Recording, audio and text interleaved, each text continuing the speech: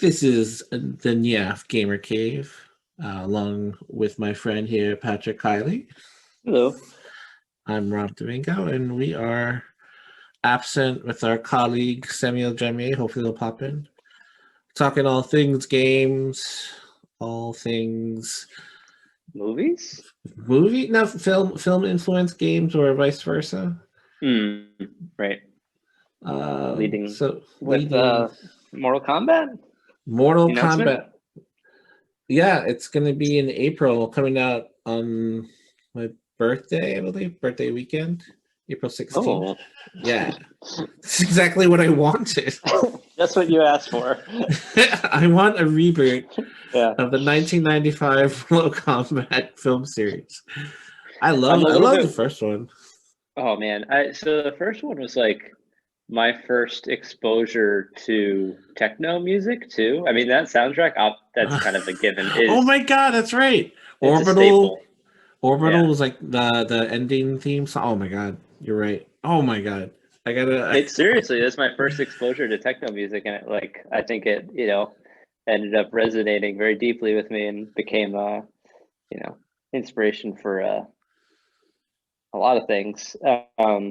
I That was also like my first exposure to a hyper violent video game, and I know it's kind of weird to have to put it into context now because it still feels it feels like Mortal Kombat. Duh, it's a very violent video game, and I'm sure people understand that. But back in the day, it was.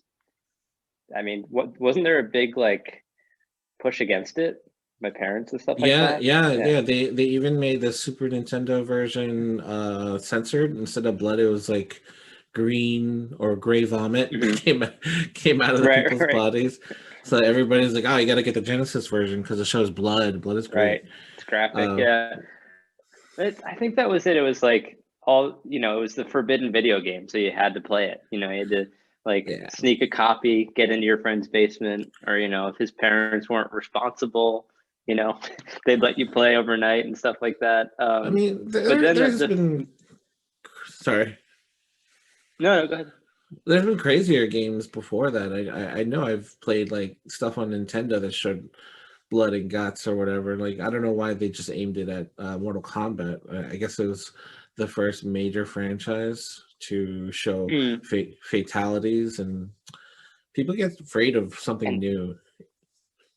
and the graphics were so real, the blood was True, so true. real. Yeah. um and then the movie like that again, it was just like it's a staple of my childhood. That movie's incredible. It's my first like real favorite action movie, and it's still this is the Oh, thing I'm kind okay. of wary about with this new one. Yeah, I love Mortal Kombat the movie. Is This new one has no like stars in it, and I'm a little worried that it might be, Oh, I don't know. it's got that Japanese actor, which no one knows, but he's very prominent in American movies. Tamayuki, I believe. Let's see. Oh yeah. Hmm. Scorpion, Mortal Kombat. Or, And yeah, I mean it. Hiroyuki Sanada. Yeah. Oh yeah, yeah. The action choreography looks pretty good. I mean, I feel like that is probably what came across in the trailer the most, was that they actually put some time into their action choreography, which is kind of neat. So I'm looking forward to it. Right. Cool. Um, and to follow up, they've casted the leading roles for The Last of Us, which is one of my favorite franchises. Oh, neat. Have you ever played the first one? Oh yeah, I played the first one all the way through. The last one I am just stuck on. I can't seem to. Ooh. You warned me of a rather terrifying boss battle that was coming up, Oh. and I just haven't gotten around to picking it up again. I think I was too. Yeah, it's Yeah. hard to play during the pandemic, to be honest. It's a very dark game. Got to get through it.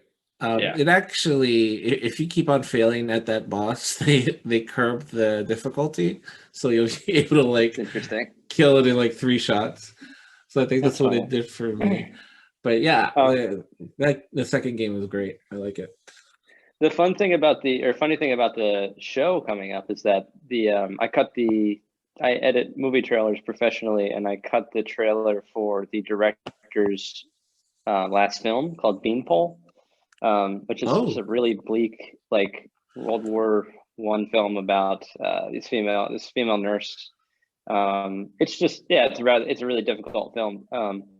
And this guy is like 25 years old, 26 years old. I don't know. He's like directing very serious subject matter at such a young age, and now he's taking on The Last of Us, which is pretty neat. that's He's great. kind of very like Americanized though. He has Hakuna Matata tattooed on his forearm. He It's is really fine. into like American culture. Yeah. So I think it's an interesting pick to direct that. It's a series, right? I believe so. Yes. Yeah, it would kind of Yeah. shortchange that whole. I feel like that's something people capitalize on when they see a good franchise. Now they make a series rather than a movie because you There's can like just hook audiences for a longer amount of time. true. Then there's just so much content. You can't put the whole first game in a 2-hour movie. Right, So right. Yeah. it'll probably be like a 10-episode arc. Because the first game is at least what 20-30 hours. Yeah. Yeah. And I'm So sure there'll be side stories and everything and other side characters that the game didn't delve into. Yeah. When are they gonna make a Yakuza movie? they did. They did They based off did the games. yeah, they did in Japan. It was hilarious. Oh man, why can't they we get that? they totally did. I'm pretty sure they did. I think Yakuza game film. Yeah, I Yeah. believe. I'm not sure if we showed it. Oh, Like a Dragon, it's called. Yep, 2007. 2007, Takashi Miike. Okay. Yeah, yeah. Wow. Okay. That's interesting. I will have to track that down somehow. Yeah, they told the guy was it Kazuya or whoever the main guy is. He was about to die, and he takes a drink of stamina, and he's like powered up. I was like, Oh oh, my God. this is amazing. That's really funny. Yeah. I mean, it's funny. There's like when it comes to like video games and movies, most of them are either like the basis of the like you're already in the game, and then there's these crossover things where like the protagonist will enter into a video game world, so to speak. Yeah, yeah. Like what was that show you just watched on Netflix? Alice in Borderland. Yeah, how was that? It was good. It's kind of like what you're saying. It's very like a battle royale type series, very cutthroat, very survivalish. We talked about it on Clubhouse the other day. Oh, Sam okay. thinks it's bananas, but I liked it. Okay. Yeah, I mean, and then what was the last one? The Spielberg movie, Ready Player One. Yeah, yeah. Yeah. Well, Again, yeah. the origin of video game movies started like I think in the early '90s. They had Super Mario Brothers with John Leguizamo and Bob Hoskins. Bob Hoskins playing And Mario. they got like sucked into like a Koopa world, something like that. Yeah. And then they had Double Dragon, which I've never watched, but I knew it was terrible. I love Double Dragon as a franchise. Alyssa Street Milano was Fighter. in it. Street Oh Fighter yeah. was Well. Street Fighter was so bad, it's great kind of movies.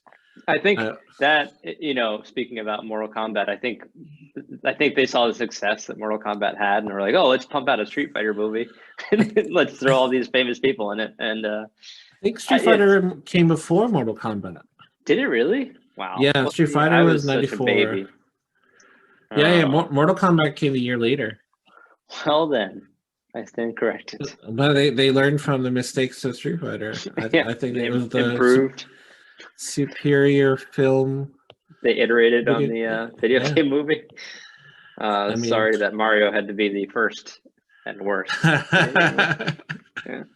And then after that, I think the mid 2000s, they made a Max Payne movie with Donnie Wahlberg. Mark Wahlberg, Donnie Wahlberg. Yeah.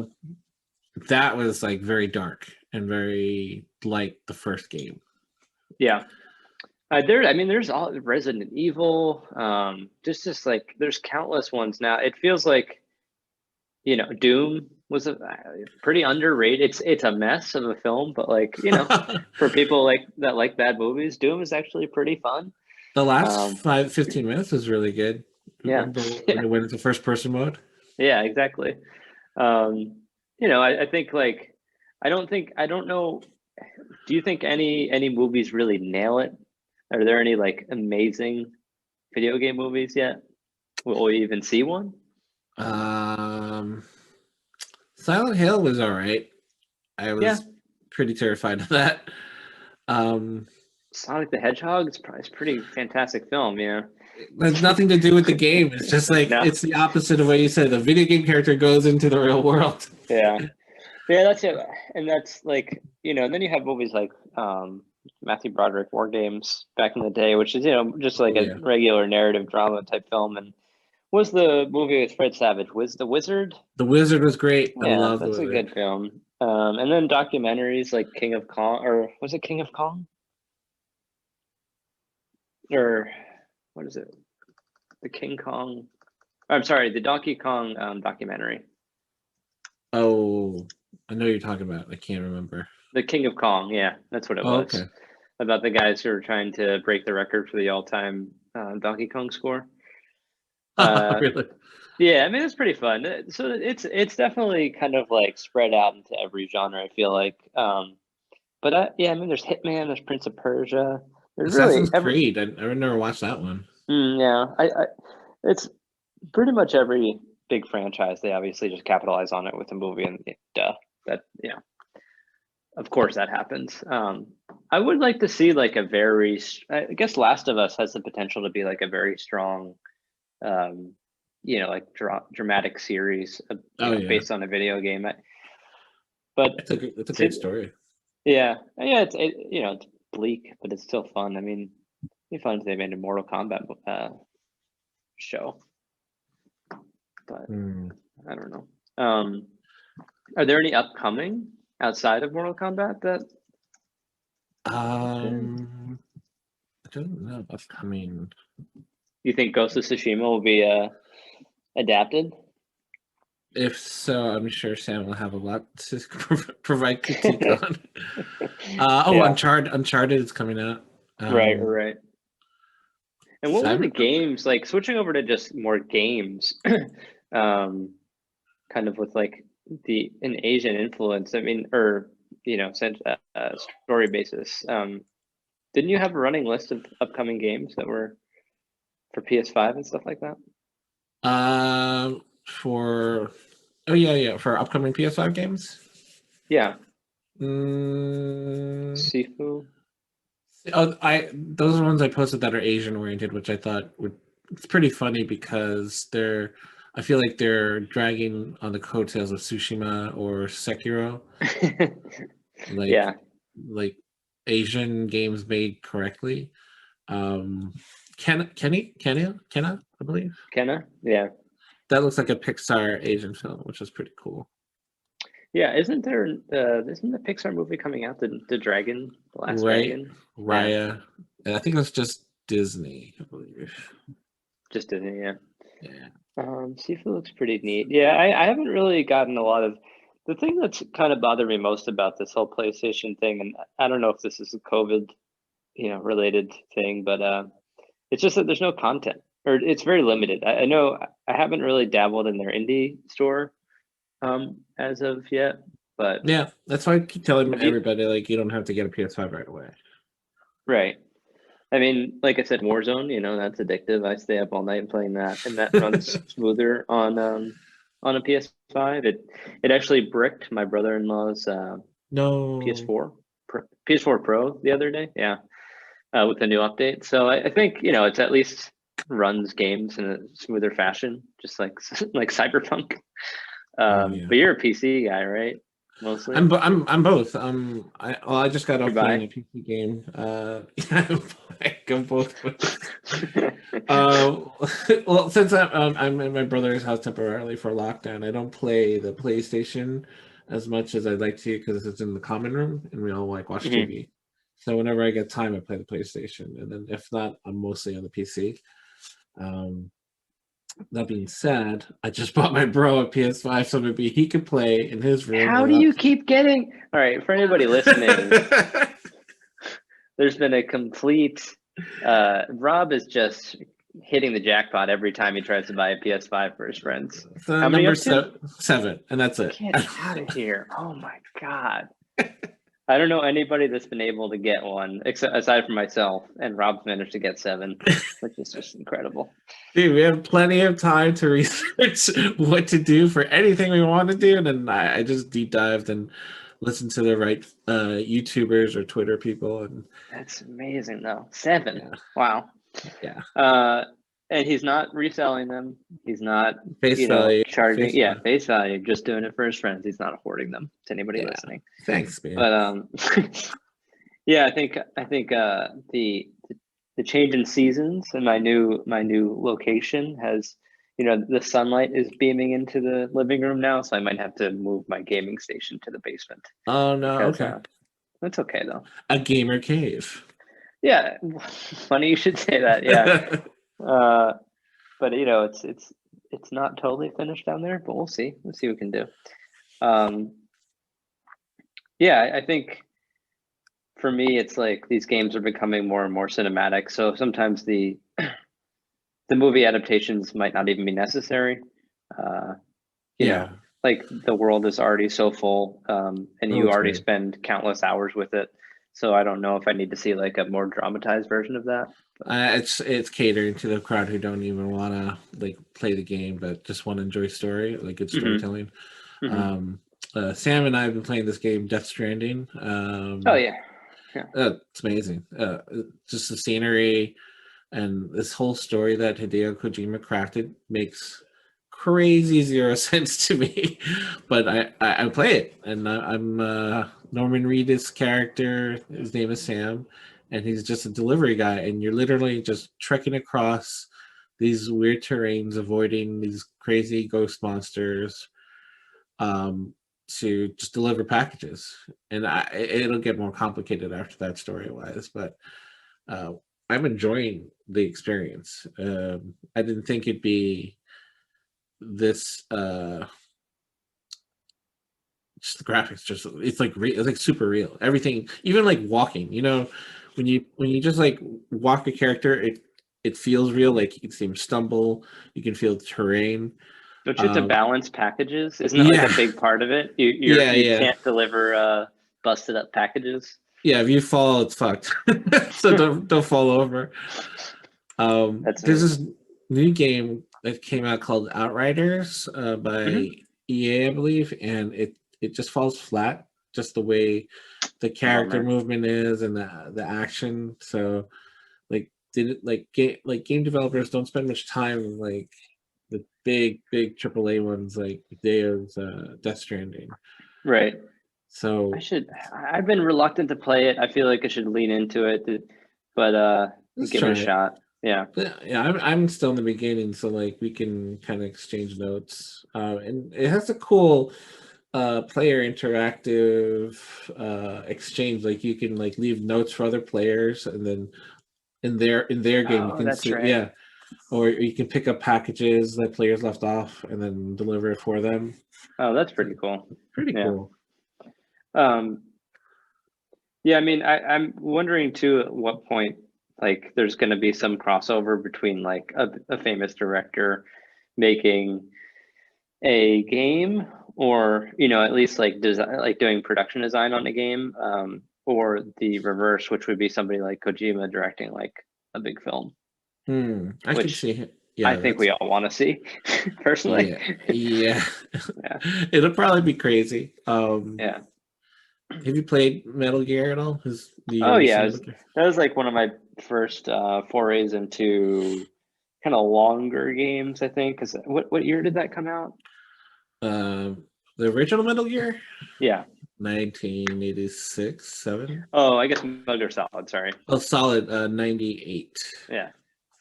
Yeah. So that tracks. That would be right about the time that like I started moving into the PlayStation, realm. Yeah. And that was the first foray into like serious, kind of very challenging very adult video games. And remember the chat boxes with like your your communication people, operations. Yeah, thank Yeah, you. yeah. That's how they had to convey that stuff, or Yeah, I like the Asian girl you had to like flirt with. She was like your handler or whatever. Right, handler. Thank you. Yeah, Yeah. Dispatcher. Right. Yeah, those games are amazing. I mean, I would love to see a Metal Gear Solid. If there was a game that I would like to see made into a film, that would probably be one of them, to be honest. There was going to be something. Yeah. Oh, Oscar Isaac to star as Solid Snake in Sony's Metal Gear. Right. That came out in December. That was news. I like that. That's great. Yeah. Oscar Isaac kind of fell off for a minute. Really? I just thought he was being like kind of like, held up to be the next big star, and he kind of just, I don't know, fell off for me a little bit. I think because he went to more of the Netflix film type movies. Mm-hmm. I don't know if he fell off. He's, I mean, as a huge Star Wars fan, he'll never fall off. Right. That's fair. What about it? I was thinking about this yesterday before we had this chat. What happened? Why is there no Zelda movie? Give us a Zelda movie. Fantasy is so hot still. It's family friendly. Okay. You've seen Mario Brothers, right? So you have to do Zelda right. So they really got to plan that. They got to even choose the appropriate Zelda game, because each game's like a different iteration of Zelda. Right. Well, there you go. You got a whole movie franchise right there. Right. Create the next Marvel Cinematic Universe just based on Zelda. It is. Oh wow, I didn't even think about the Avengers game. Thinking again, movie adaptations, but yikes, that one was a train wreck. I bought it, but I haven't played it, and I'm gonna save it for a rainy day. if that makes sense. It doesn't need a lot of brain power. That's fair. But yeah, I think looking at movies or games that haven't yet been adapted into movies, I think it'd be Metal Gear Solid up there for me. Zelda, I think, is just kind of a no-brainer, just because there's such a huge fan base for that game, and it's getting bigger with Breath of the Wild. I know a handful of people that never played a Zelda game until Breath of the Wild came out, and my wife actually certainly didn't like those types of games, and it frustrated the hell out of her at times, but she still played it to completion. So, yeah, I mean, I have friends that have played it, 5 times, 6 times over at this point. But that seems like a missed opportunity in terms of movie adaptations. Yeah. Well, maybe soon. What would be your most desirable movie adaptation? The Ocarina of Time. Oh, that's a good, yeah. Well, there you got the musical part of it too. That'll carry over. Time travel, and they can even split into different Link actors, and then they can have a franchise for the older Link and a franchise for the younger Link. Yeah. See, we're doing the work for them. That's a funny thing, It's we just need somebody to sign off on giving us the rights, and we'll write it for them. What about outside of Zelda? Are there any games that you would love to see adapted? Oh, you're asking me the hard questions, man. I'm sorry. No, it's good. Now that I'm playing it, Rainbow Six, that was going to be a film at one point, because it was a huge Tom Clancy novel series. Yeah. And then Tom Clancy died, and they were like, let's just make a video game. I feel like they can totally benefit from that, because they still have Jack Ryan's Amazon series, and they can have a spin-off Rainbow Six with Do you know a little bit of cool stuff here? Tom Clancy, for those listening, I am from Baltimore. Tom Clancy is from Baltimore and went to my high school. Oh snap! Pretty cool What? stuff. Never read his Nice. books, but love his games. That's pretty good. Pretty good. You Yeah. should start with Rainbow Six, maybe. My brother is a huge Tom Clancy fan. He actually met him at a book signing. Oh, cool. Okay. Yeah, yeah. Um, yeah, when did he die? Yeah, Like 2013. Oh, he's only 66. Interesting. Yeah. sad. What was the first Tom Clancy game that was so big that came out? What the heck was that on PS3 or something like that, or two? Splinter Cell. Vegas? No, no. Oh, Oh, sorry, not Splinter Cell. Right before that, Ghost Recon. it might. No, I think it was right before that. Oh, only six. Let me see It's not this. right. Rainbow Six Vegas then.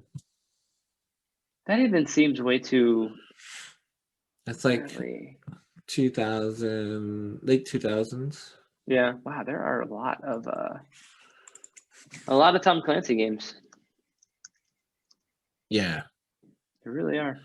I used to like Ghost Recon and the Xbox 360, the Future War Soldier, Oh, that'd be fun. and Oh, aren't we Advanced getting Warfare. speaking of Xbox, aren't we getting a Halo series soon through Uh, Paramount? I think that's being adapted, or I think that was it was teased the other day. Yeah, okay, there you go. Halo TV series moves from Showtime to Paramount Plus. all right. That was just announced 2 days ago, so it'll be out in 2022. Again, Mm. massive world that they could just they could I just woke up. Oh, hey. Hello, Samuel. Yeah. We're talking about what what video game franchises we want to see made into a film. the Oh, TV adaptations. Yeah, Yeah. yeah. franchise? You mean it already has at least 2 iterations? Yeah, like Halo doesn't have a Oh movie. yeah. Let's see. We said Ha. Zelda too. Zelda's a real missed opportunity right now because it's like they have such a wide. It has family appeal. It's not too violent. There's music in it. Uh-huh. There's like musical themes and everything. It seems like it has a lot of crossover to different audiences. hmm Guild Wars. Guild Wars. Oh wow, very. I don't know. I don't even know the story of Guild Wars. Well, there's a lot of I think there's a lot of. I mean, well, that's the thing. It's like when you do a video game adaptation, you have a plethora of narratives to adapt from. That makes it kind of complicated. But what's also interesting is typically the film industry folks who are usually pretty dissociated from the video game scene. They just make up their own stuff. They basically lift one concept, barely any narrative itself. They pick up like the character, and they run away with it. I mean, they don't really do much with the actual stories in the video game. If you take a look at Resident Evil, yeah. Mortal Kombat, let's see what they do with the upcoming reboot, or let's see what else. I never played Monster Hunter, so I don't know it. There's nothing like that film. Oh yeah, God. Yeah. Did you saw the film? I watched the first 20 minutes and I turned it off. Sorry. It's bad. It's bad. Yeah, It's pretty bad. Not really much of a surprise, but There's one great moment that made it so worthwhile. Around the end, Mila Jovovich goes. So Tony Jaa is speaking Thai, I guess. I don't think he can speak anything else. So Tony Jaa keeps speaking Thai to her, right? Except for chocolate. So he uses chocolate as sort of like sort of like I am Groot for him. It means anything. It means delicious or food. It's unclear. So at around the end, he says something else in Thai. There's a good moment between the two of them, and she goes, you know what? I still don't understand you, man." And I don't know. It's just kind of a cool moment, and that's it. Yeah. One of my favorite moments from that movie, Ghost Dog, or kind of little things they put in there, was the French actor and Forrest Whitaker not being able to speak the same language, but they kept saying the same things to each other. My favorite aspects of that movie. In Ghost Dog? Yeah, and Ghost Dog. Watched that the other night. New Criterion. Yeah, that's kind of cool. He did it again in The Limits of Control. They have the same sort of repetition system where everyone goes. Every character asked Isaac de Boncole. Every time they ask him, "Hey man, do you speak any Spanish?" And they ask him in Spanish, "Hey, do you speak any Spanish?" It's like, "Oh yeah, that's good because my Spanish isn't too good." And then they continue in English. It's quite bizarre. Yeah, we're also trying to talk about, which film, like in terms of video games in films. It's you either have the character, the world is the video game, or the protagonist enters the world of the video game, so to speak. Wait, I'm not getting that because I just woke up. Like a Ready Player One. Or Sonic the Hedgehog. Sonic goes into our world instead of chilling in his own world and watching his video game life. Or the show you just watched on Netflix. Alice in the Borderland. Alice in Borderland, Didn't we show a film at NYAFF a couple years ago where a guy enters into kind of a video game world? Fortunate City? Is that what it's called? It's I know. Fabricated City. Right. Fake City. Yeah. It was made by the guy who made Tong Makgol. I think Fabricated City. I'm not sure. I like that film. It is Fabricated City. I really wanted to see that. I missed it. Oh, it's really good. Yeah. But it's not. It's not really. He doesn't really enter a. I don't really remember it too well. It was just truly spectacular. I thought, from a special effects perspective and action perspective, it was quite good. Yeah, it looked pretty awesome. Yeah, it was good, and I liked it because at the beginning you really think, oh man, that guy is so screwed. That is it for him. And so the setup was quite brilliant, and the action that continues is good. It's a little bit empty ultimately, but yeah, it was good. Yeah. I mean, Koreans know their video games, so actually maybe we should hope for Koreans to make. They should make a StarCraft game. Yeah, they love StarCraft and Warcraft. I don't think that's happening, man. I don't think there's going to be a StarCraft film anytime soon. StarCraft had a really good story. The first one, it was focused on one of the Terran commanders, and she gets caught by the Zerg, and you have to rescue her. But then she becomes the queen of the Zerg in the second one. Oh, I know. Really captivating. I've never played that game, but what about Uncharted? Yeah, that's coming up. It's coming up already. Yeah, Tom Holland's going to be in it, which is a weird casting. A very weird casting.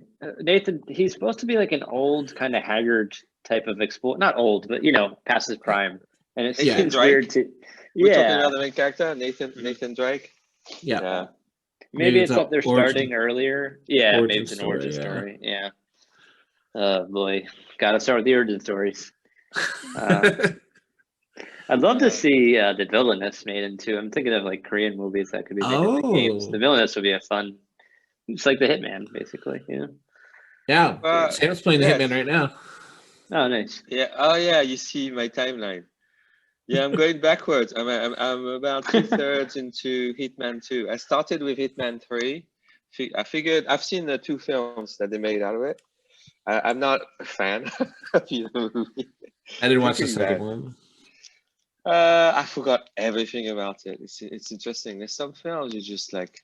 I think I have a pretty decent memory, but I have almost no recollection of what it is. I just remember thinking this dude looks weird with his bald head. Yeah. I just don't see him bald. I'm thinking wrong choice. I think yeah. Do you think there's been any video game movies that have they just nailed it, because we were trying to, you know, think of something. It's just really not. There's no great video game movie, I feel like. I was saying Max Payne, if you ever played Max Payne back in the day. But they nailed the video adaptation, or the, I don't understand. Neil, if they did a film adaptation which was worthy of the video game. Yeah, like an actually good film. Yeah. The first Resident Evil, I think, is pretty decent. I've seen it multiple times. It works okay. I think it works fine. I don't know why I haven't seen that. Some parts of Resident Evil 2 are okay. And then it's more like a scene or two are worthwhile, and then it just sort of fucking falls apart. Yeah. Max Payne, I thought was a disaster. I really hated it. I mean, first of all, I always tell the programmers, don't be fixated over your dislikes of the actor. I think in the acting, the cast is the most superficial part of a film. I mean, it's wrong of me to say that, but anyway, it is. It's like that's what you see on the surface, but there's so many other things we ought to see about the film. And I think a balanced evaluation of the film would only see the actors are maybe at half of it. The problem is spontaneously you make the actor as like 80 to 100% of what the film is. Right. So I have a strong dislike of Mark Wahlberg for many So reasons. that maybe informed your decision on the film. Originally, yes, but I watched it twice in the era where I used to run HBO in the background, which is bad for work. So I ended up watching at least twice, maybe more than that. But yeah, I find I think Max Payne sort of embodies everything that's wrong about adapting video games. It just doesn't. It's a movie that just doesn't care about its source material at all. I mean, there's in some cases, like comic book adaptation or novel, it's the opposite. They're just too close to the story, and to the point where at times I'm like, oh, come on, that you can't do that on the screen. You have to let it go, right? Or like for example, I think the exact opposite is Midnight's Children, where Salman Rushdie was too involved with his own adaptation and basically ruined it. Let's say I think the man is extremely smart. But with video games, I think it's the opposite. My assumption is that there's a lot of arrogance on the part of film industry people. They just think these video game guys, they don't know how to tell a story. They don't even bother to play. They're never gonna sit down. It's a little bit like politicians talking about technology. Most of them are in their 70s or something. They don't open email. They don't even know email. They let someone else respond to their emails. That's just what it is. They will never sit in front of a computer. I mean, it's the same thing. You know who the one exception is, which is really interesting, because you would look at him and think, "Oh, this guy's just a big meathead." Is Henry Cavill. Henry Cavill is just like Henry Cavill. Oh, yeah, you're right. He loves The Witcher. He's a massive gamer. He's played The Witcher multiple times. So The Witcher is quite successful, but it's not a film. The Witcher is successful. And it still feels like it's just not a fully. It's a Netflix show, so it's very paint by numbers. Was it loosely based on the game? Like I never played The Witcher, but there are like some elements from the game. You've never played The Witcher? I know. I played The Witcher. I'm a newbie. I'm new. What? I know. Oh my god! I played Cyberpunk for 80 hours. Does that mean? My goodness! Ashley even played it to completion. She played all the DLCs too. That was her first massive video game. How long did it take her? She played for 200 hours or something. Dude, that's I don't want to play because I don't want to get sucked in. You know what I have 200 hours on is Death Stranding. Oh my god! I can't believe it. I'm close to 200 hours. It got too obsessive. At some point, I even started rebuilding stuff built by others. I was like, oh, I'm just going to do a zipline network now. I'm going to finish the highways. So can you explain to me how the player system works? Like you can drop notes so other players can see or pick up packages that they dropped off? As you level up, more and more stuff that more advanced players have done are visible to you. So typically, I think I love that game on so many levels. So basically, when you first of all, you should never abandon a mission. It's hard to abandon a mission anyway. But no matter how badly you're doing, how damaged your package is, you have to deliver it. Because once you've reached your destination, I love that. I think it should be a philosophy of life. It's like you stay the fucking course. You reach the goal, man, and you learn something out of it. Kieley, what's your screen name, Kieley? On what? On PlayStation? I believe it's play the objective. Play the objective. Yeah, to completion. Yeah, that's it. That's a good philosophy. Well, I don't like campers very much. I don't like people who just play to, you know, for their own personal stats and stuff. I like to actually play with, you know, what you're supposed to do, complete the objective. Duh. Deliver the package, even though it's Deliver like the package. 0% at quality and it's all rusted up. You still can say that you did. I've done it a few times in the snow. Have you reached the mountains, Rob? We're kind of jumping from topic to topic. That's fine. I've reached some mountains. I told you I got caught in a BT storm and I hate it. So what BT storm? Which one? Because there's one of them. There's one near like the distribution center. You have to go into a forest, and I had like a huge package stack. And then the fucking squid came at me, and I was like, "Fuck this game!"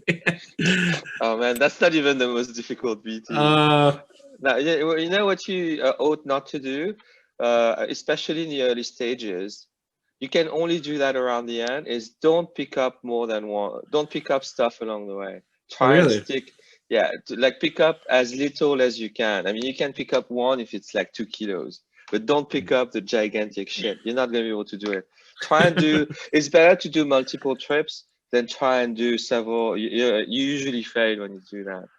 So that's the best thing to do. And you can actually kill the BTs early on. There's a technique to it. You can kill them if you with your grenade, the blood grenade. Oh, okay, cool. The hemo grenade, grenade, the shit grenade. They made. No, the shit and piss grenade. They only stop. They only stop them. They paralyze them. But the blood grenade actually kill them. Do you play Death Stranding, Patrick? So I was really excited for it. Once I started seeing reviews and kind of the gameplay, I just didn't have quite the amount of time that I think I needed something a little bit more engaging. And I know just because I had played so many open world games, and it felt like this was the a mammoth of an open world game, I kind of got rubbed the wrong way. I'm not against trying it out. I feel like I have less amount of time to spend on those types of games. And this is the guy saying, who's played 500 hours of Call of Duty in the last year. So yeah, give it a try. I think you might like it. Yeah. I have a stack of games I need to play. I mean, I have the Judgment game from the Yakuza series, which I'm really looking forward to playing. They have a new game coming out. Judgment Eyes, it's called? Just Judgment, I believe. Oh, okay. Yeah. That one I'm looking forward to. I mean, Yakuza. Sam, have you played any of the Yakuza games? Yeah, I played several. I even did an event with the Sega people back in the days when I worked with Japan Society. I did an event with them, and I probably shouldn't say this, but so that was interesting. It was for Yakuza 4 or something, or Yakuza 3. I must have been around 2011 or 12, so you calculate what episode that was at the time. So I did that. So that was interesting because that was my first look into the gamer community. It was pretty much what I expected. I think I'm pretty social at these events. So we did this party with them. You had a whole bunch of, I guess, extreme gamers. They kind of looked like the way I thought they would. But the Sega, very hard to talk to. No one was talking to each other.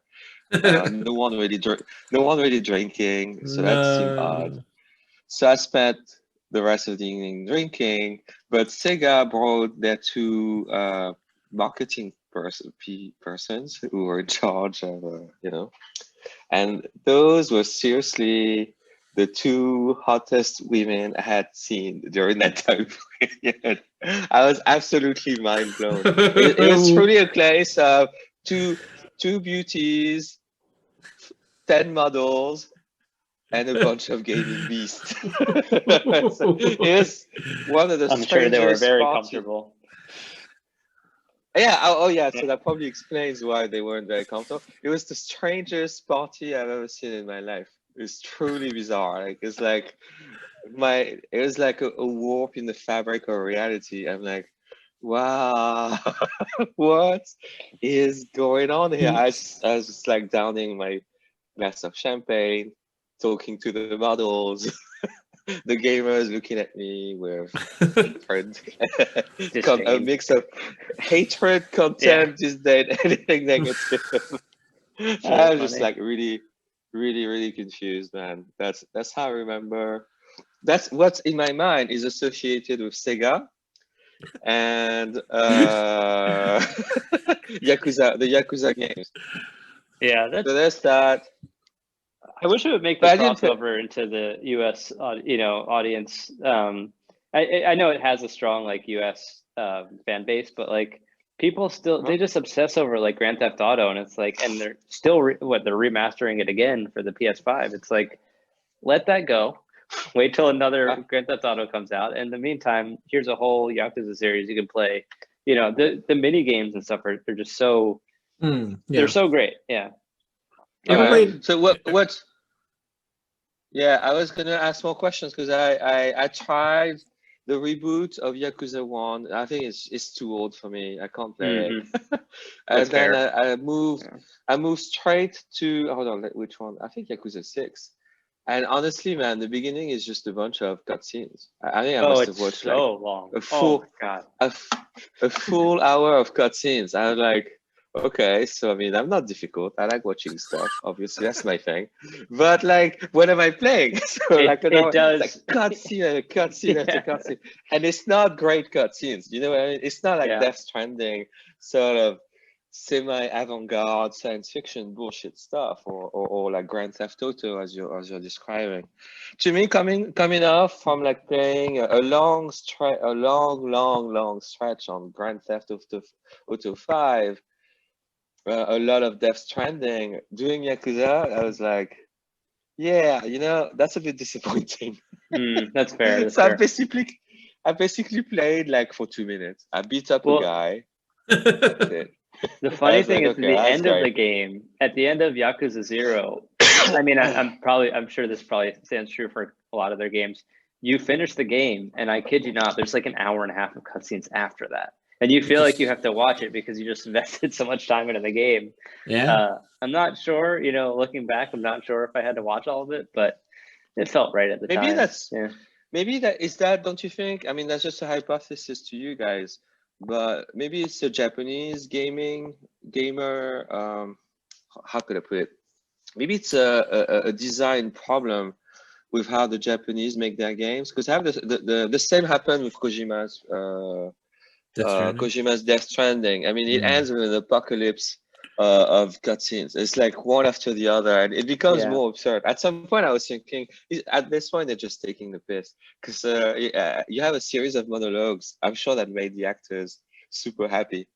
So you have monologue after monologue after monologue, and you're running on the beach like an idiot, waiting for it to end.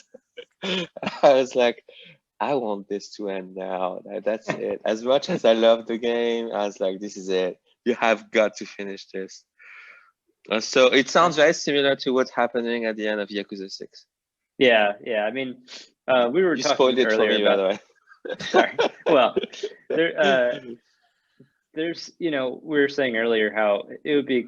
I would like to see. Oh, it's okay.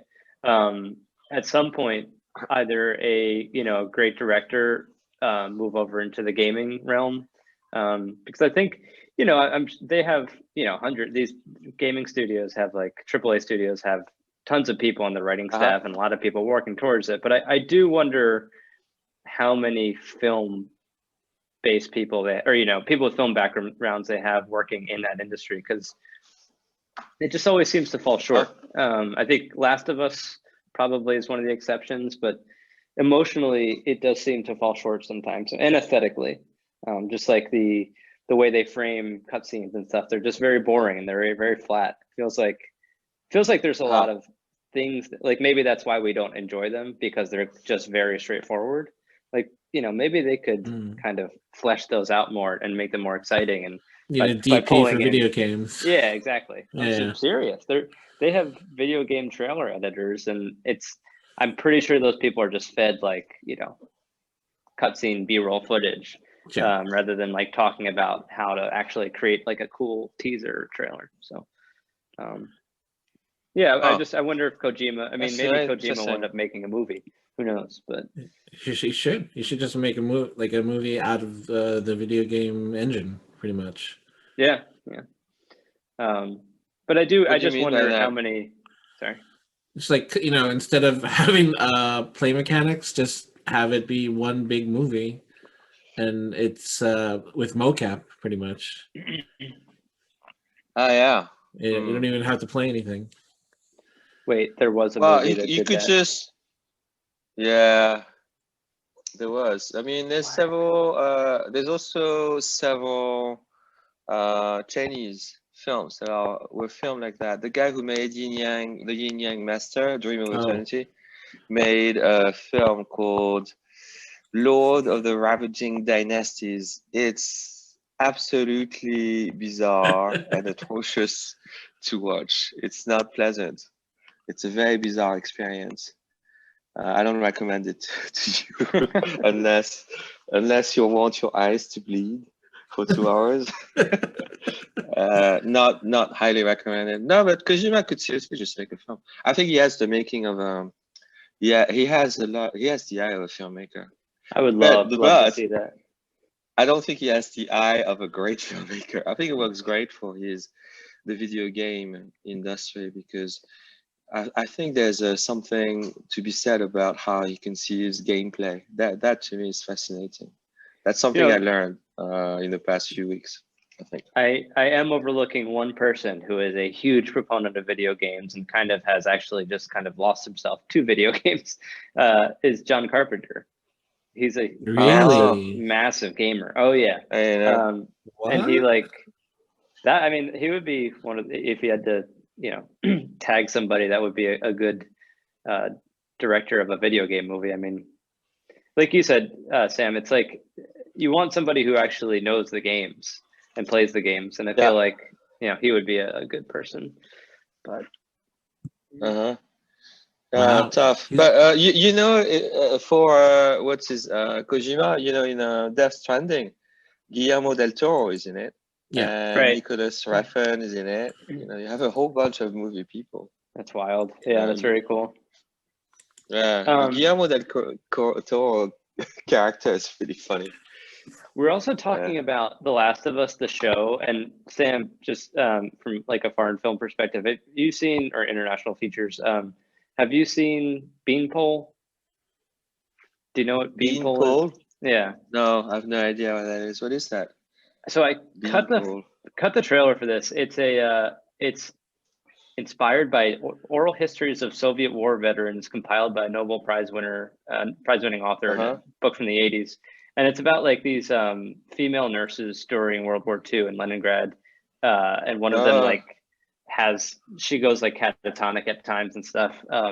It's a really heavy movie. It's very sad. And it was directed by like a 25-year-old. It's like his first feature. Oh, wow. Which is really crazy. And I was telling Rob, he's very much into like American culture. He has Hakuna Matata tattooed on his forearm. And he was hired to direct The Last of Us, the show. That's an interesting hire. That's very interesting. Yeah.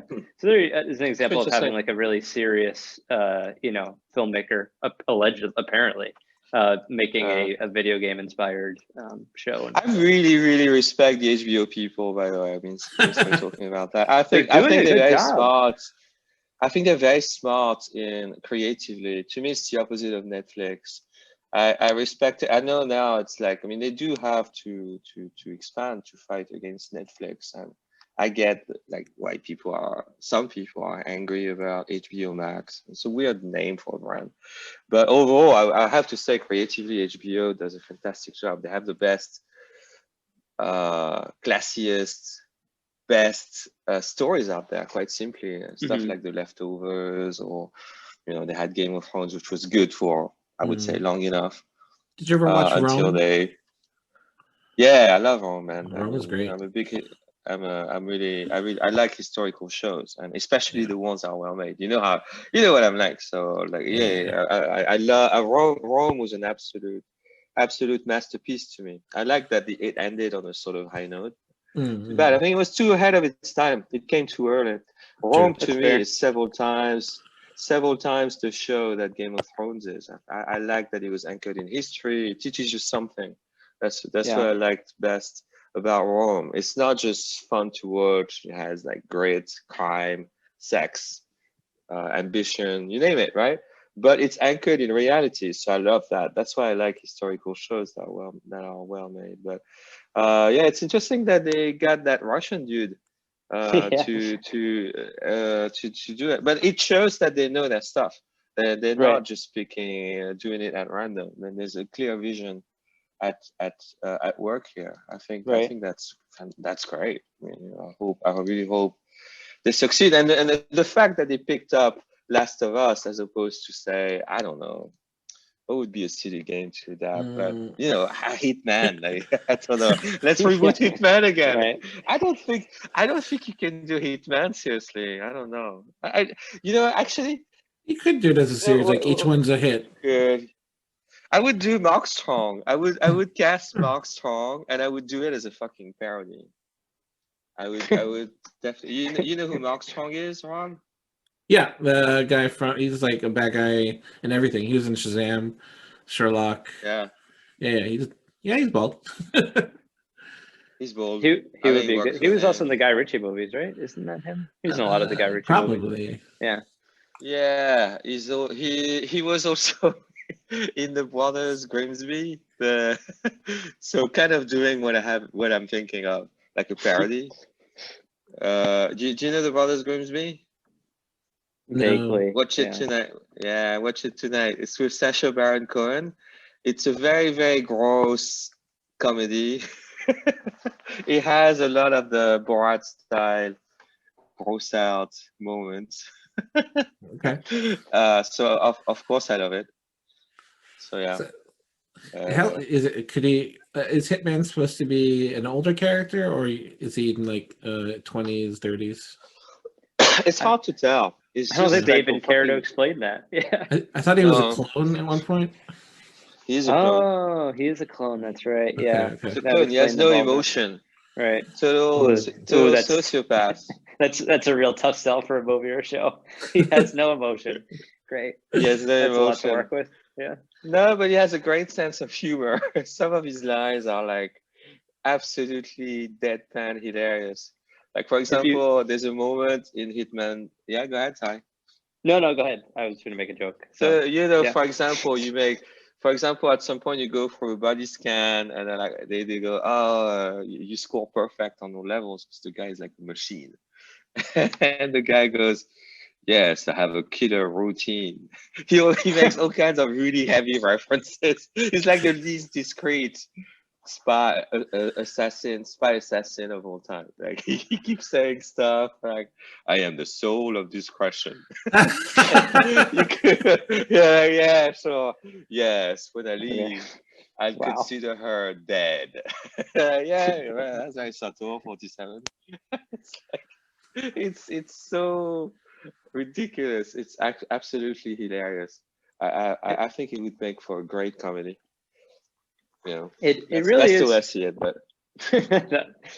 it really is kind of shocking to think that there haven't been any great video game movie adaptations. Like, I'm saying, like, creating like an entire franchise. Yeah, it's not shocking, man. I mean, the film industry, and I just discovered for real. I mean, I've dabbled. I've lost a month of my life 15 years ago, so I don't know when that was. When Guild Wars came out, I played for full months, almost nonstop. I almost became one of those shut-ins. I would just like eat, sleep, wake up, and play. And at some point, I stopped progressing. I got stuck in the mountains for a week. I mean, in the game. It's like, I was like, that's it. I'm never gonna leave here. I would just sit around, chat with other players, because at the time, MMO was also a lot about socializing. People discovered the power of socializing inside a video game. Yeah. So so to go back to the link between the film industry and video games, it's not strong. No one ever talks about video game. There's a few exceptions. You mentioned John Carpenter. I had no idea. I'm guessing Guillermo del Toro is into it. Yeah, it's just strange because you have like. Sorry, Rob. Go ahead. Doesn't video games have like the same amount of budget as a film does? Like the AAA titles, like Cyberpunk. What's the budget? But like at least hundreds of millions yeah. of dollars to develop one game. Like Cyberpunk has been in development since 2013, and everybody was on board to do this and had all this hype. And they fucked it up. They fucked it up. They caught, yeah. Big time. I like the game, but sans the bugs. But don't you think like they could share like amount film studios and game studios can kind of see eye to eye? Like we're spending big money. Why don't we just combine efforts? Right. That's what I mean. You have like the Marvel universe. Not to I don't want to. Oh God, I don't want to encourage more of that. But it just it seems like it's confusing as to why they haven't made that link. When you have clearly like this culture, like comic book culture, they kind of capitalized on that and made this massive. It's never nobody's ever gonna compete with the Marvel universe, box office wise. And it's strange to think that they can't do the same for video games and see the same potential. I guess it's because it's not under one label.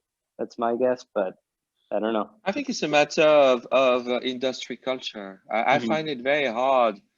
I mean, I just described to you what one of these Sega marketing events looked like.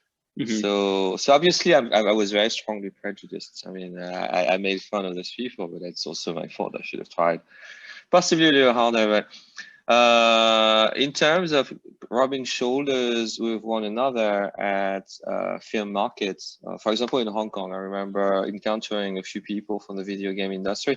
You couldn't mix the two. It wasn't compatible. There was, I think there are prejudices on both sides. I think in terms of reconciling the culture of both, I think it's really a cultural divide. I don't see how that can work very smoothly. It's unfortunate. Yeah, it is unfortunate. You need a lot of humility. They like need each other because like the film adaptations are missing the mark, and the games themselves are not resonating on a cinematic level, at least like across the board. So it's like they could use each other. They could. Yeah. They could. I think one way to convince people, just concretely, is to have them sit through walkthroughs. That's how I slowly redeveloped an interest in video games. So I was looking for inspirations, let's say, inspirational models. I wanted to see other ways of telling a story. So Hollywood is so formatted, right? We know that. 3 acts and all that. You got 10 to 20 minutes to introduce your characters, and after a while, the pitch are always formatted the same way. It's like, it has to be formatted. I mean, all major products in Hollywood, and it's called them products, are a story of moral transformation. All of them. It's like coming of age. So what does that mean? You kind of stuck with the origin story model. That's why they can't progress after that. So now finally Marvel manages to move beyond that because they have characters that are sufficiently implanted, and we're finally moving away from that. And that's why it's more successful. They did manage to get it out. And that's why Avengers, Captain America, and so on managed to do better. Right. So the funny thing, that's very true, because those original films, I mean, you could find merit in some of them, but like they were a slog to get through, and they still don't even hit on an emotional level. But when you see them like after 6 movies, 7 movies, and they come back from the dead or whatever, it's like you're cheering in your seat just because you've spent so much time with them. It's And yeah, I literally mean, Right. a fraction of your life, right. caring about these characters. Yeah. It's You mean in interesting. terms of the video games? In terms of the video games is what you're saying? No, for like the Marvel Ah, the Cinematic Marvel Universe. characters. Yeah. Yeah, So yeah, like yeah. when True. Tony Stark died, we were like, oof, feel bad. Wow, I was totally not involved. Well, yeah. I feel like I'm like Hitman. I'm like Agent 47 when I watch the Marvel movies. I feel zero emotion. I That's look the at thing. it. I'm I like, don't think they great, man. necessarily hit on an emotional level at all. It's just that the time, the investment of time, and like Rob, maybe we disagree here, which is fine. I was certainly like a little bummed out and upset when Tony Stark died, but spoiler. But you know, it's still missing. It's still not like a serious drama, which obviously we know. Oh But yeah. I would like to see them bridge that gap a little bit. I know they never will. I'd like to see somebody else bridge that gap, and potentially in video game movies. But That's why I like Nolan films. I think Nolan. I mean, we're moving away from video game. It does have some of the aesthetics of a video game as well. But yeah, I respect Nolan best among filmmakers and whoever his team is because it goes beyond the superhero genre and actually tries to bring genuine reflection, genuine thinking into his projects. I think when you have to blow $200 million, maybe it's not a bad idea to try and make people think about what they're watching. exactly. You know, How so dare I they? respect Yeah. that. I think That's I a think good quote. you know, like yeah, why at some level, you know, every Disney executive, senior executives can tell you, you know, when you blow $200 million, you have to save the world. That's it. I'm like, okay, well, and I think Nolan is sort of a slap in the face to that idea. I mean, there's a bit of saving the world too, but he kind of slaps it across your face, being like, no, but you have like this very complex reflection of on the nature of time, and so on, the nature of moral choice, and so on and so forth. I think that's fascinating what he does, and I like that he doesn't take the American audience for a bunch of idiots. That is, I think if there were more people like him, we'd have much smarter entertainment. Yeah, And something a fair. little less prepackaged. So Yeah. so that's why that's why also I enjoy video games at Death Stranding, and I really want to convert you, Patrick, even though that might I'm destroy open your to work. it. It's just more of a time thing. Like I Do just don't it. know if I have the patience. Hey, easy. Uh, we were saying earlier, you know, I've committed so many hours to Call of Duty Warzone simply because of the social element. It's like a place Ah, to see my friends every day during COVID. yeah. And it's like that should space is I very try? valuable. I don't have any friends. Are you good at on shooters? video. I don't know. I don't Try really it. do You shooters. won't know until you try. I'll In play my if library, if the three of us, yeah. it's free to play, and if the three of us play together, I can kind of navigate us a little bit if you want. Okay. I'll tell you what I have in my library on PS4. I don't have a PC. I work on a Mac. Yeah, I don't have a PC either. So I have The Witcher 3, The Last of Us remastered, Resident Evil 2. I haven't touched Resident Evil 2. So And good. Last of Us, I played maybe for a few hours. So I think I'm at the beginning. Last of Us takes a minute to get there. If you actually sit with it for like larger chunks of time, I mean, if you want to talk about also experiencing games on an emotional level, I feel like you can't just play for a half an hour. You can't, you know, you have to like sit there for 2 or 3 hours and get through like a little mini arc in the narrative in order to actually feel like pulled in. Because I remember taking a break from Last of Us and then coming back to it, and I plowed through it, and I just was, you know, just totally wrapped, just in it. I was there. But you know, here's like here's the thing. Yeah. Here's the thing. I think I'm a little unusual when it comes to video games in the sense that, as Rob knows, I've watched many walkthrough videos on YouTube. Mm-hmm. So I don't come to the video game like a pure immaculate virgin. I know what's gonna happen. So my experience of the game is a little different, I think, than your average player. That very just, I'm not technical. saying I'm above than average, but like I know what's gonna happen next. Like the cutscenes, I've seen them before. So for a few games, like Last of Us, the same with Sekiro. Once I started playing Sekiro, I'm like, I don't think I actually need to play it. I dropped the controller. I was like, okay, I get what it is about. But what interests me, the aspect that interests me most, I came to the to playing video games, really for the stories. I'd like to see what do these guys have to tell me? What can I get from it from the perspective of a writer? Like what can I learn from what these guys are doing? And from being obviously there's what I've noticed, it should be obvious, is especially with The Last of Us, there's something visceral about being in a horror survival game. Once you're plugged in with your controller, you have the vibration in it. You use your headphone.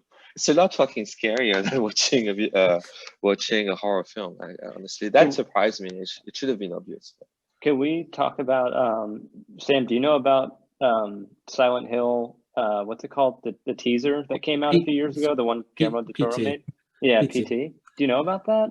Yeah, I know about it, but yeah. Sorry. Yeah. So the demo that came out was like, it's like kind of like a cult classic. It was made by Kojima, right? Yeah, it was. It was Kojima and Del Toro that made it together. Yeah. Oh my god. Yeah, in terms of like you said, Sam, in terms of like being immersed, like I think that's probably a level where video games can kind of pull in their audience more so than a film can at times. I remember sitting there with my brother and Ashley, and there was a jump scare at one point that I launched the controller in the air, and I think my brother sprinted out of the room. I think it was a ghost coming at the screen, and it went through you. It went through the character, which is first person perspective, so it went through the screen essentially, and it just kind of rushed out of the dark at you, and I just lost my shit. It was incredible. Oh wow! And amazing! I want to experience that. Well, that was the most visceral gaming experience I've had ever. No so question. that project was scrapped. Yeah, the project was scrapped, and they took it off the PlayStation Store. But there are some people who still have it on their PS4s. I have it. So whenever that's the time when it was with Konami, right? Yeah. Does it that's work? The whole though, Konami. Rob? Do you know if it works? It works. Yeah. Oh, I haven't deleted it yet. No, dude. Should maybe I'll ship you my PlayStation. You want to play? yeah. But Sam, it's a shame. They might be rebooting the game, but you know when they canceled it because it was too scary. Like, come on. Wow. I would scary. I wouldn't have bought. I would have not bought. No way. Del Toro said he wanted people to shit their pants playing it, right? Wasn't he quoted as saying that? Something like that. I don't know. Dude. I love it. Yeah. I tried. I played with my friends on the call with me. They were in my party, and they were trying to guide me what to do, and I freaked the fuck out. I was by myself. Yeah, it's terrifying. Like, I'm not playing this. Why would you want me to pay money to do this? Sam, it's kind of like it's almost like a Groundhog Day thing. Like you keep going through the same doors, but the game changes as you go through those doors. Like the scenery changes, and it'll get. Doesn't it turn like red and kind of like a hellish landscape at one point and stuff too? It's just really, the sound design is incredible. Yeah. That to me is like, again, it was just a teaser. And then you find out the protagonist is Norman Reedus, so that's where the whole Death Stranding trio came to be. Yeah. And it's like I feel like if video game designer or developers put that much effort into something, even if it doesn't have to be a 50-hour game, you know what I mean? If they put that much work into like the sound design and the production design, I feel like games could hit a certain level that they might not be right now. Like, I feel like they're defaulting to more sandbox games, like open world, skill tree based stuff, which is fun. It just feels like it's getting a little bit redundant. Yeah, they're not taking chances like that. Yeah. So, but maybe that's something you can only do in horror. I don't know. It's called PT. What does PT stand for? Playable teaser. Teaser, yeah. Oh, okay. It's very basic. It's very strange. Yeah.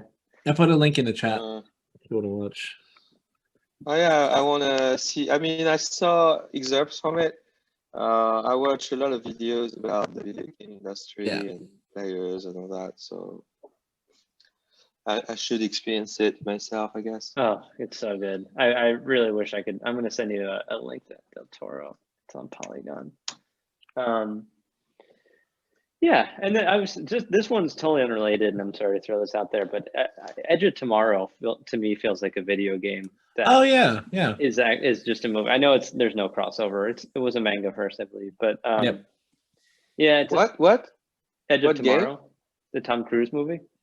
Oh yeah, yeah, That yeah. feels like a totally, video that's game. like a fun. Yeah, It feels like a video game. It's based on a light novel. right. I started reading it. It's really covered. I mean, it's a very, very close adaptation, Oh, except cool. it's written by a Japanese guy. Right. So I was thinking about dabbling in that. You should read it. It's fast read. Light novels are, as their name indicate, that's it's not heavy. You can breeze through it. It's quite entertaining. I think it's a brilliant film. I've seen it multiple times. I really, I really love that enjoy movie. the That film. was such a surprise. Yeah. And I'm not trying Yeah, to it was make it out quite to be good. some incredible, cinematic masterpiece, but it does the things that it's trying to accomplish. It does very well, and it was such a surprise. I think they never made any Mission Impossible video games, right? Like James Bond. Nintendo or Yeah. wasn't memorable. Again, Mm. weird that these things aren't adapted either one way or the other. Like a Zelda game being adapted into a movie or Mission Impossible being adapted into a video game. It's strange why they don't capitalize on some of these series. Yeah, But, well, Yeah. Nintendo's very possessive of their IPs, so I don't know if we need more of those movies though, too. Like you said, like Assassin's Creed, boy, yikes. oh jeez. Yeah. You could just tell from the preview it's bad. Yeah. So maybe we Assassin's don't need Creed, more of those. they're making a second one. No. God no. Oh my God, yeah. I was You actually like, watched yeah, it? I don't. Yeah, I did. Wow. I'm pretty thorough, man. In case you haven't realized. You're like a masochist. Well, I knew it was going to be bad, but I still had hopes because of Michael Fassbender. But at the same time, I was like, oh, you must really need the money. What do we think about this Metal Gear Solid movie? Well, not much about it, right? Besides, is Kojima tied to it at all? Or does he not have any rights? I don't think he has any rights. Sadly, that is sucks. terrible. That just sounds like a cash-in scheme. Yeah. They totally disconnected his name. For when Metal Gear 5 came out, they took his name off the whole thing, and then he would go into like GameStops and just sign it, or just say Hideo Kojima's Metal Gear 5, just as a fuck you to Konami. They really screwed him. But now he has his own company now, and he can do whatever he wants. Yeah, I think, and also, sorry, Annapurna Productions opened an entire video game like wing or label on their own, and they started sponsoring a bunch of indie games, which is kind of cool. Wow. So there are companies that are trying to do the crossover thing. I mean, I think it's kind of a no-brainer. Yeah, it seemes like a no-brainer. I'm a little skeptical of Annapurna in general. I mean, they were on the I mean, of course, I have the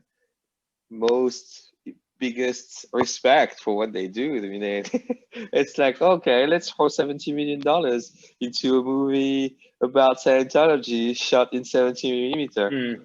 So from an artistic perspective, I'm like, that's great. We need people like that, and they've released What Remains of Edith Finch. Did you ever play Edith Finch? What Remains of Edith Finch? It's a great game. Really, and if you want a storytelling game, that's the one. Now you make me realize how the massive gaps in my knowledge of video game. That's just an indie one that kind of like it's a story told from a bunch of different perspectives. I won't spoil. There's some funny stuff in there, and that was an Annapurna game. I mean, I think it is interesting. I don't know if they've released much since then, but they were trying to do something. Yeah, so they have a TV. So they have a TV branch as well. I don't know how I feel about that. I'm not sure it's the kind of companies that necessarily ought to expand beyond what they've done, because what they've done, I would argue, they've done rather poorly. From a business perspective, they were failing. So there are limits to what they do. Again, the results, I think I love the films that got made, but I don't know. I'm not sure they should have been made and marketed the way they have. So once if you're already kind of not doing a great job with what is technically your core specialty, why try TV and fucking video games? Yeah. That baffles me a little bit. That just strikes me as common sense, but maybe I'm wrong. That being said, I will say, I'm going to point out a couple to you. They did the Pathless, which came out on PS5. That was like the first big indie game on PS5, right? Pathless? Yeah. Yeah. Okay. So they backed that. They're backing Stray, the Stray Cat game. Which really? That's so cool. And then Sayonara Wild Hearts, which yeah. Sam, if you haven't played Sayonara Wild Hearts, you got to try it. It's visually, it's like astounding. You're like surfing Sayonara Wild Hearts. Yeah, it's very like electro, like neon and electro dance type music inspired, but it's like it takes the runner game that you would play on your phone and it kind of iteration based on that, but it takes it so much further. You're at on a motorcycle, you're fighting things in the air. It's like it's wild. You should. It's kind of a trip. Yeah. Visually, it's just absolutely astounding. I like the name. I like the title. Sayonara Wild Hearts. Here, I'll send you a link right now. That sounds pretty cool. Yeah, so I have a PlayStation Now subscription. That's just purely for my own entertainment. So they're telling me what's hot. I have a series. So they're recommending to me. Yeah, you get free games every month from PS Now. So next month, actually, right now you can download Control for free. Yeah, I have it. I downloaded it. You guys want to hear something weird about Control? For all the listeners out there, I have issues with vertigo at times. I cannot play Control because there's no reticle burned into the screen. So I tried to play it for about 15-20 minutes, and I almost vomited. I was sick for like the entire day. You need an anchor. Oh, wow. Yeah. So I actually, it's one of those film crossover things. Like I actually might put a little like sticky note in the middle of my TV just to play that game because I really want to play it. I mean, it's supposed to be a fantastic game, right? Yeah. Next month they're releasing Final Fantasy VII Remake for free, which is kind of awesome. Oh, I almost bought that. Great. Yeah.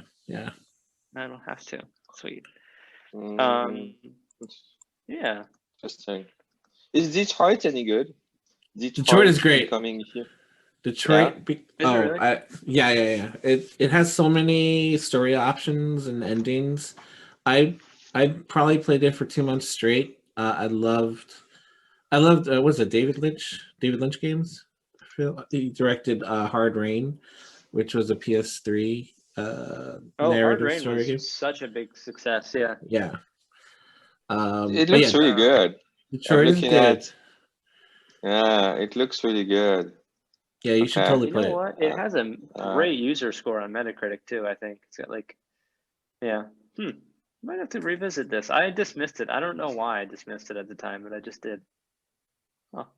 Yeah, you have to make like crazy choices at split-second decisions. It's pretty fun.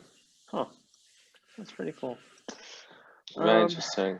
Yeah, takeaways. Cool. I mean, Rob, Sam, this conversation started too with Mortal Kombat stuff, and I was saying to Rob that like, specifically to me as a younger person at that time, it was like the first exposure to like extreme violence, and it was the first thing that was like heavily censored by parents, and you had to like get to your friend's house and run into the basement to go play it. And also techno music. It was my first exposure to like techno music, and I love that sound. The soundtrack is burned into my memory. For me, it's an experience of arcade games. I played Mortal Kombat in the arcades. It was not like a PC thing at all. Right. It's not something you could play in your basement.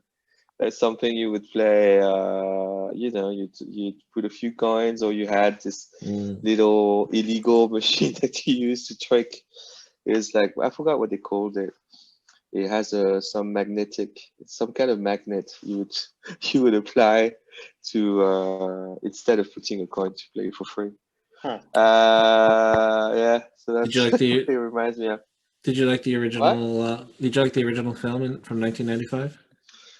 No, absolutely not. I was Oh, I really love that hoping. movie so much. Oh man, no. That yeah, that was a violent turn off for me. No, I hated it. Yeah, I didn't like the music. Didn't like how it was Oh done. no! Yeah, no, I always thought, like, as far as fighting video games are concerned, I think that needs to be completely taken over by a real sort of storyteller type. That's really I funny. think I think the fighting video games are really a hard thing to adapt. I For don't the think they're rest, I meant to think, be. You know what I mean? Like they don't. yeah. I don't know why we have I to mean, do it. I know it's a little silly. That's why what we're to go back to the conversation we had earlier. Some of the existing video games, like they have pre-prepared narratives for you. Those should not be that hard, in fact. But I think one of the issues is they adapt. They get the rights. It's they consider it as a pure IP. They're like it's they get the concept, but no one, I think, in the film adaptation or TV adaptation really bother to spend, a couple of days experiencing the game and see what it really does for you as a gamer, as a story. So, but yeah, so that's my point. Yeah, so like the fighting video games, I think, are it's the most counterintuitive thing to adapt. You just basically, ramming the face of the dude in front of you, and the stories between the lines are there to, I don't know what, yeah, they don't really serve a real narrative purpose. I mean, like the story stem from the characters. So I think in this case, you ought to leave it to someone who knows his thing. That's what I tend to think. There's a lot of imagination there. I think what's really interesting to me is how it stirs your imagination. People have all these fantasies about Sub-Zero or Scorpion. They get like super excited. That I find fascinating, and it's something for us to learn all as storytellers in the film industry.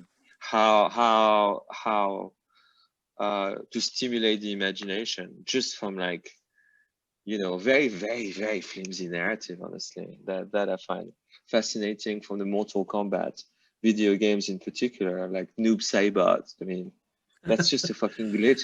It's a fucking glitch in the video game. I mean, seriously. And people like speculated wildly about it.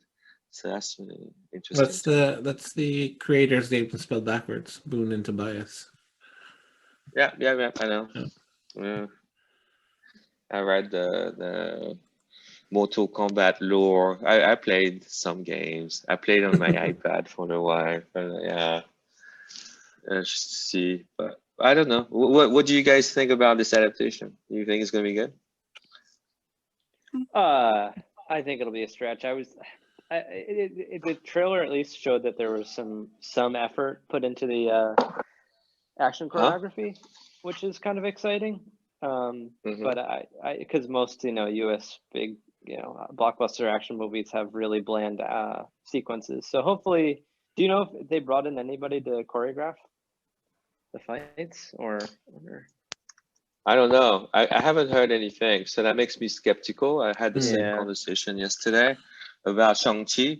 I mean, I don't understand how you're going to make your game work if you're not bringing anyone who's actually someone in the choreographer world. I mean, maybe there's something they know that I don't.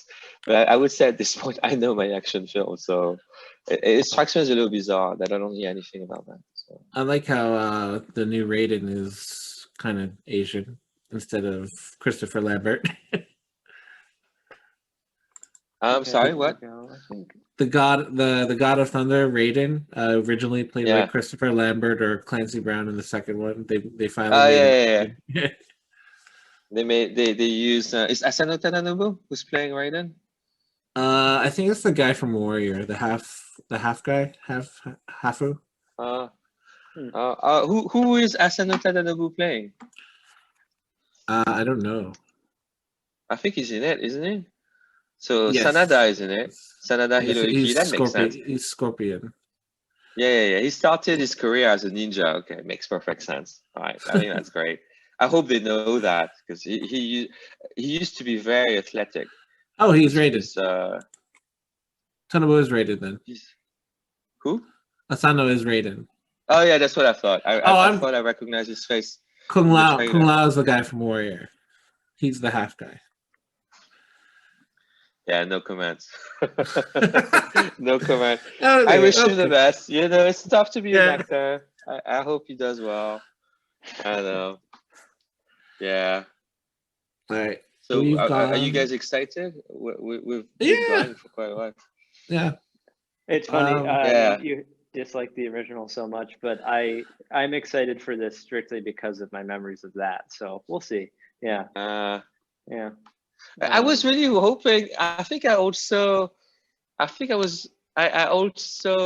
high hopes. I thought they would turn it into a quote unquote serious story, and they would actually try and shed some of the most sort of, I would say, goofy aspects from the video game. Mm-hmm. So I didn't quite understand what they were going for. It's like they're not going in far enough either direction. You know? Yeah, exactly. I was like, you can just make this a total fucking joke or make it serious. Right. I expected like a real build up with like serious, realistic representation of, I don't know, the army, for example, like Sonya Blade or Jax or whatever.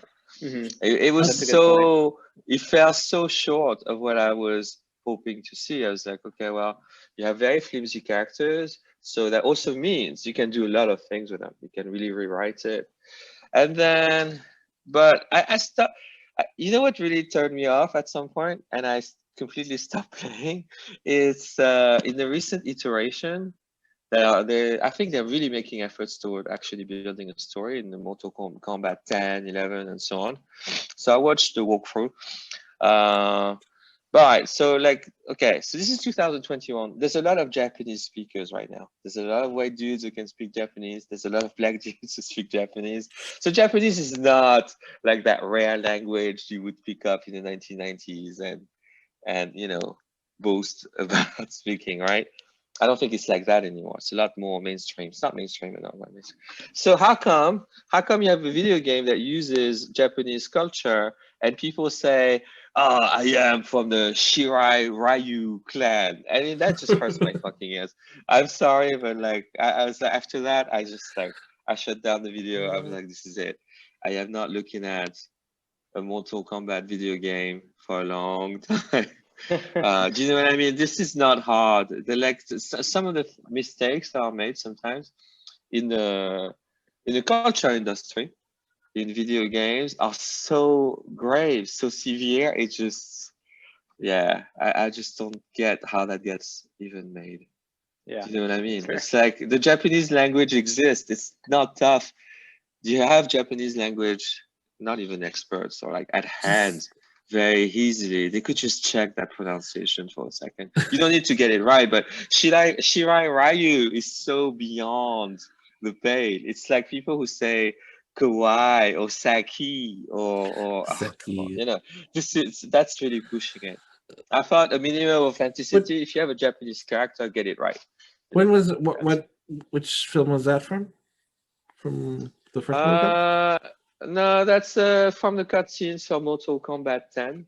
Oh my god! Because what's his name? Or 11. So that's recent. That's also not like from the 80s, from the 90s. You know, that's right. That's why game companies need people like you just to like culture check them and everything. You need to pitch me, man. I'm terrible at self promotion. I'm gonna pimp you out to the video game industry. Pimp me. Please pimp me. I wish they would also make some more like psychologically just warping video games, kind of like you could take a Twin Peaks, you know, make that into such a cool game, like a mystery thriller type thing. Hasn't this been done already? Doesn't that exist already? My impression was that you already have these like mind warping video games out there. That's an impression again. I told you. Doesn't I that don't know. exist? I'm not I sure. guess I you would mean, know. You would yeah. know. That's my impression was that it existed. I thought I This heard is not stuff. really related. I just thought this popped up just because we're talking about games, but and Rob can probably back me up on this. Sam, have you played Inside or Limbo? Limbo's great, but like Inside is unbelievable. I've never played. And it I feels don't even know what that is. Let me look it up. I don't Okay. even know what that is, man. Sam, Limbo. What does in that terms look of like? playing Yeah. it, like you should play it immediately. It's turn your lights off, turn it up loud. Like it's unbelievable. It's such a good game. It's in terms of like the cinematic feel. I feel like that one, the atmosphere, they just really nailed it. The Ooh. production design is incredible. Yeah, you should take a look at a lot of indie games, man. There are a lot Yeah. of gems. That I didn't even know about this game. It looks great. So Wait, Rob, help. you've never played this game? I'm It's not. like- I got into He has a I job, got man. into the Hilarious. Limbo. How come it's only 168 megabytes? I don't get don't it. play Limbo. Limbo's fine. It's cool, but it feels very Oh, what's like the Inside is the one what? you want. Inside. Sorry, I misunderstood. Mm. So Okay. I got into the NYU master's program for game design, and I actually wrote Oh. my essay for. Yeah, I didn't. I went there for orientation, and then I came out of orientation and I got a job offer at Titmouth, the animation studio, and they gave me like a dream job. So I dropped out of school. I didn't go because I didn't want all the student debt. And then that job actually fell through. So I left this game design, Oh. yeah. So that's I didn't know the that bummer. about you. Yeah, but I wrote my whole like essay for enter for the application on Inside actually. So I highly recommend checking it out. It's very cool. I tied it to like my like film background because it just felt like a very cinematic game. It's super minimal, but they've nailed the production design. They nail like the sound design. It's very good. It's emotional too. What's the premise of it? I'm watching it right now. I just see this You're kid just running a around. kid that like there's like nothing. It just starts like that. Like you're in the woods and you walk into this like facility that kind of like manufacture kind of like I don't know what they're doing with humans. Just play it. It's scary. There's some moments that are incredibly thrilling and fun and over the top. And then there's just play it. I don't know how to really describe it because I'm so excited to even play it. It's not for PlayStation. All I'm finding is Inside My Radio. Yeah. Is it? No, it's on PlayStation. Oh. Yeah, it's on the It's online because store and everything. yeah, no, it's because I'm in the wrong. I'm in PlayStation now. Sorry, it should be in the main store. But don't look anything up in terms of like the plot or anything, because there's stuff that might get spoiled. But I would just play it. The puzzles are like challenging. Like the first thing that you have to do will kind of indicate as to how you're supposed to problem solve going forward. Because it's like it's not a very linear way of thinking. Like you kind of have to work around problems to solve them, which is kind of neat. So yeah, highly recommend it. Okay. Nice. Lighting is beautiful. Inside. Okay, got it. Yeah. Inside. Let's see what it looks like. It looks kind of abstract. Limbo and minimal. Inside bundle. Oh, I see. Yeah. Hunted and alone, a boy finds himself drawn into the center of a dark project. Yeah. You That's in a a good world where zombified, you are or they're, hunted like, being and pulled into alone. this- You get chased by dogs. You have to like mimic. You get chased by dogs. Patrick, you ever played Life is Strange? Yes, I couldn't get into it. I don't know. Oh, I liked it. I liked it a lot. I played all 3 games. That one to me, I'm surprised that hasn't become a TV show. To be honest. Oh, there's another Life game. is Ever Strange. played A Way Out, the Prison Break game? Oh, Life I is Strange love looks that kind of game. cool. Life is Strange Yeah, looks yeah. cool, man. Yeah, it's like teenage angst meets X-Men powers, pretty much. Huh. I love. How come you can buy a complete season? What does that mean? There are 5 episodes in the first game. The first episode's free, so play that. If you like it, download the rest. Oh, I see. Is there like Wow, fighting that's and really stuff puzzling. in that, Rob, or is there like? Is it What's all that? story?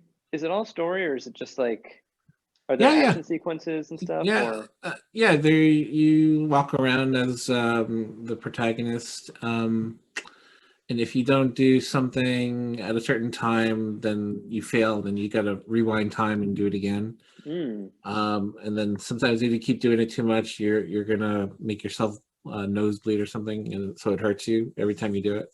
okay, That's cool. yeah, it sounds neat.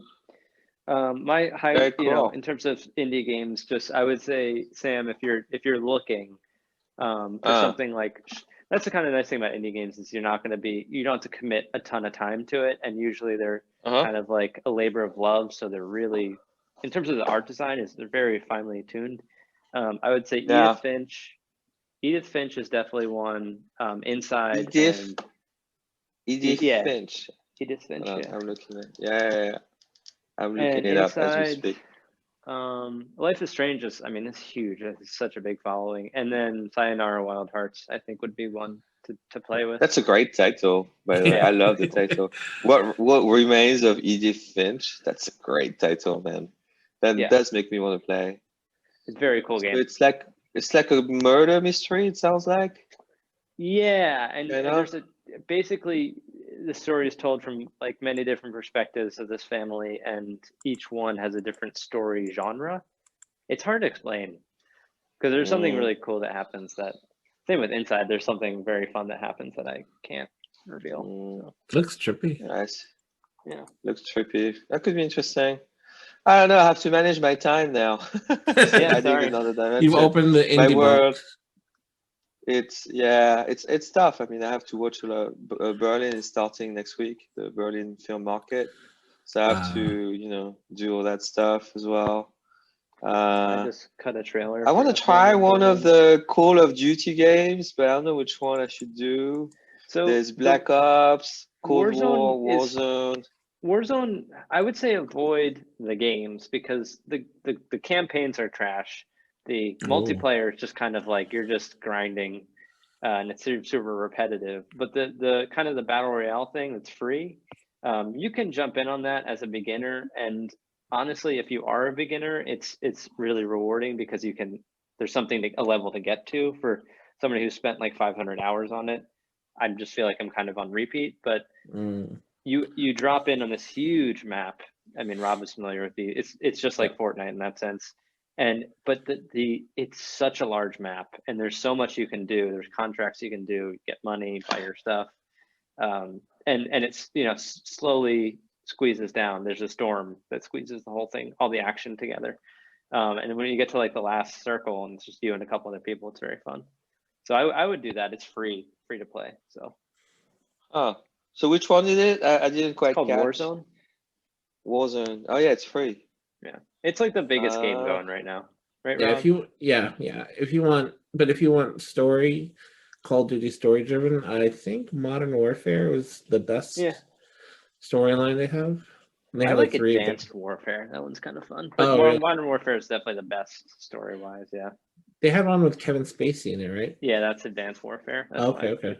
And there's all these it's kind of like futuristic weapons and stuff. So I thought that was kind of fun. But yeah. All right. I think we've talked a lot. Maybe we can. It's almost been 2 hours. Yeah, I gotta roll.